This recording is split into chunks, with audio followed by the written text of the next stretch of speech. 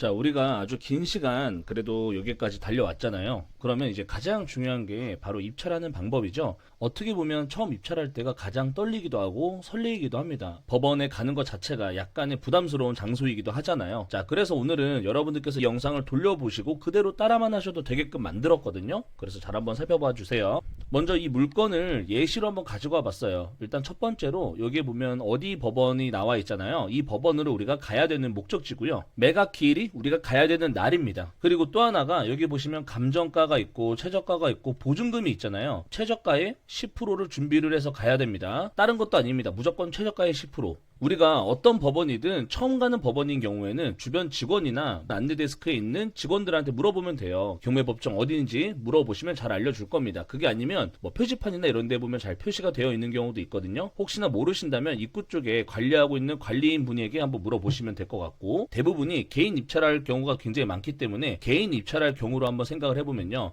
우리가 신분증 가져가야 되고요. 내 도장 아무거나 하나 가져가시면 됩니다. 물론 지장도 된다고는 하지만 그래도 이왕이면 도장으로 가져가시길 바라고요. 보증금을 가져가야 돼요. 최저가의 10%. 대리인을 써서 입찰해야 되는 경우에는 나의 인감도장과 인감증명서를 대리인에게 주고 대리인이 대리인 신분증과 도장을 가지고 보증금 10%를 가지고 가서 작성해야 돼요. 여기 저의 인감도장 그리고 저의 인감증명서를 가져가는 이유는 거기에서 위임장을 작성하기 위해서예요. 그래서 그 내용 참고해서 보시면 되겠습니다. 우리가 법원에 처음 가게 되면요. 이런 모습을 볼 거예요. 그리고 입찰함이 앞에 있고 맨 앞으로 나가면 이렇게 서류를 전달해 주시거든요. 그 서류를 가지고 나서 우리가 입찰표 작성을 하면 됩니다. 오타가 날 수도 있잖아요. 그런 경우에는 우리가 옛날에 시험 볼 때 OMR 답안지 작성하듯이 새롭게 작성하면 되거든요. 특히나 제일 중요한 거는 금액표. 우리가 입찰 금액과 보증 금액이 틀리면 안 돼요. 그 숫자 자체가 틀리면 다시 써야 되니까 넉넉하게 입찰 기일표 같은 경우는 한 두세 장 정도 가져가셔서 편안하게 작성하시고 틀리면 새로 쓴다. 이렇게 생각하세요. 그리고 만약에 공동 입찰하신다고 한다면 앞에 집행관에게 공동 입찰이라고 말하시면 되고요. 여기에서 제가 말씀드릴 수 있는 꿀팁은 이겁니다. 보통 10시에 경매가 시작한다고 나와 있어요. 경매 법정에 10시에 가면요. 15분 정도 안내사항을 이야기해 주고요.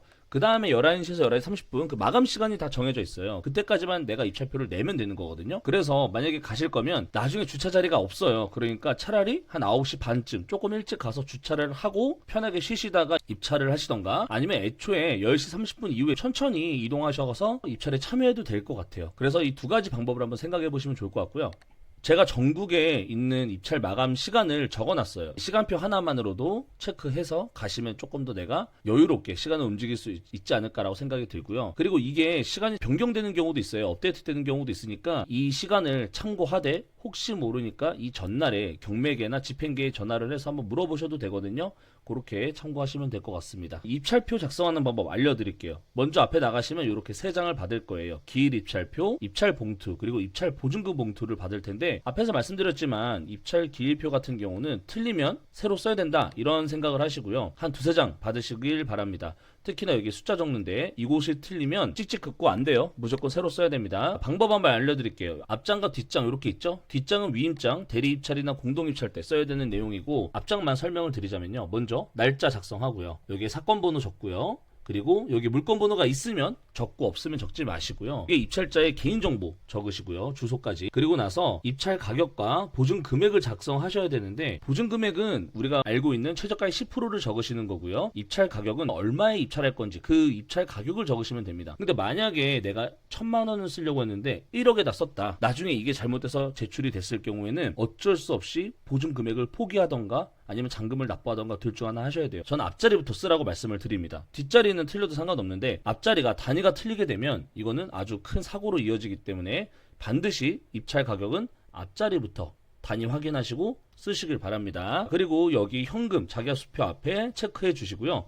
입찰자에다가 이름을 쓰시고 도장을 찍어서 내시면 기일 입찰표 작성은 마무리가 되고요. 제일 중요한 거는 입찰 가격입니다. 반드시 자리를 확인해서 앞자리부터 틀리지 않게 작성해 나가시길 바랍니다. 입찰 보증금 봉투 제출하는 방법 말씀드릴게요. 우리가 준비해온 최저가의 10%를 넣었다고 가정을 해볼게요. 그러면 앞장에다가 사건 번호와 물건 번호 그리고 이름까지 적고요. 앞에 도장 찍고, 도장 찍는 부분이 있죠. 여기다 도장을 찍고요. 뒷장에도 도장을 2개 다 찍으셔서 이 입찰 보증금 봉투를 일단 잠깐 보관을 해 두시고요. 제일 중요한 거는 또 여기죠. 입찰 봉투 안에 우리가 작성했던 길 입찰표와 그리고 보증금 넣었던 그 봉투까지 다 넣었다면 뒷부분에 보시면요. 여기 도장 찍는 부분에 도장을 찍으시고요.